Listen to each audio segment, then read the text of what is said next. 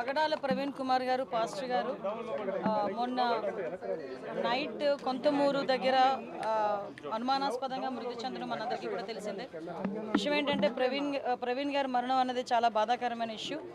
అనుమానాస్పదంగా మృతి చెందారు అని చెప్పి పోలీసులు కూడా కేసు ఫైల్ చేయడం జరిగింది. ఆ నెక్స్ట్ డే మార్నింగ్ కొంతమంది చూసి ఇలా చనిపోయారని చెప్పగానే పోలీసులు ఇన్వెస్టిగేషన్కి వెంటనే వచ్చి ఇమీడియట్గా బాడీని కూడా అక్కడ నుంచి తీసి ఇన్వెస్టిగేషన్ చేయడం మొదలుపెట్టారు. అందరూ కూడా వాళ్ళ కుటుంబ సభ్యులు ఎవరైతే ఉన్నారో వాళ్ళందరూ కూడా వాళ్ళ అనుమానాస్పదంగా ఆ మృతిని వాళ్ళు భావించిన తర్వాత వాళ్ళ అనుమానాస్పదంగా మృతి అని చెప్పేసి పెట్టడం జరిగింది. ఇమీడియట్గా నేను కూడా ఎస్పీ గారితో మాట్లాడాను, డీజీపీ గారితో మాట్లాడడం జరిగింది. గౌరవ ముఖ్యమంత్రి గారు కూడా దీని మీద ఇమీడియట్గా ఎంక్వైరీ వేసి నిజానిజాలు తేల్చమని చెప్పేసి అందరికీ కూడా ఆర్డర్స్ కూడా పాస్ చేయడం జరిగింది. ఎక్కడ కూడా ఎటువంటి ఇబ్బంది లేకుండా పారదర్శకంగా దర్యాప్తు కొనసాగిస్తున్నాం. ఆల్రెడీ పోస్ట్ మార్టం కూడా ఈరోజు రాజమండ్రి అక్కడ జరుగుతుంది, రాజమండ్రిలో జరుగుతుంది పోస్ట్ మార్టం కూడా.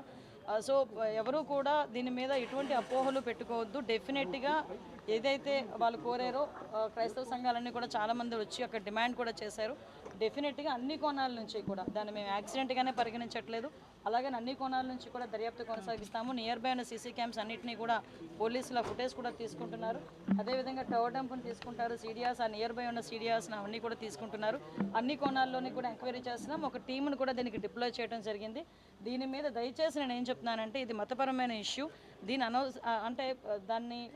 మేము చేసే పని డెఫినెట్గా చాలా ట్రాన్స్పరెంట్గా చేస్తున్నాం.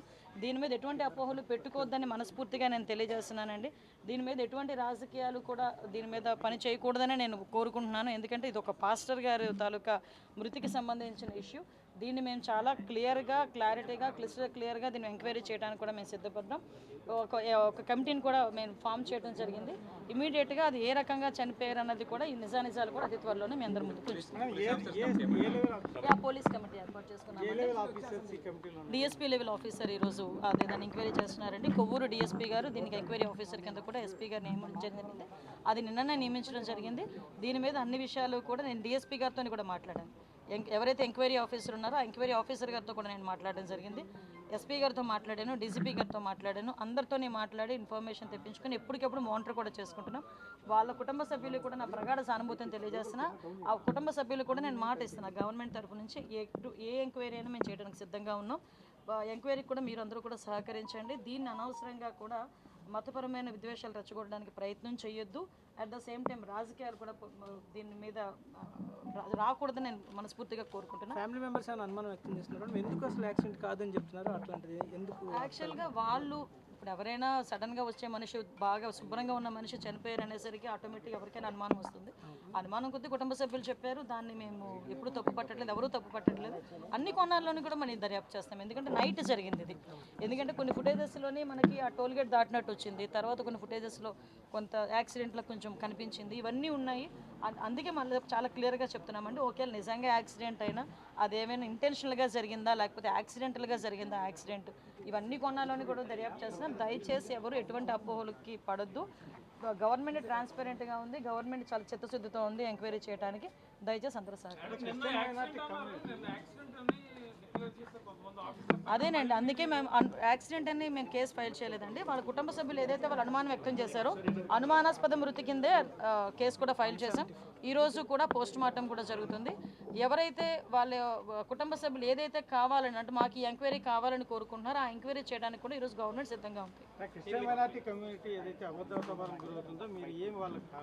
అభద్రతా భావం గురవడానికి ఎటువంటి స్కోప్ లేదండి. ఎందుకంటే నేను చెప్తున్నాను ఈరోజు అన్ని వర్గాల వారిని, అన్ని కులాల వారిని, అన్ని మతాల వారిని కూడా సమానంగా చూసే గవర్నమెంట్ ఎన్డీఏ గవర్నమెంట్.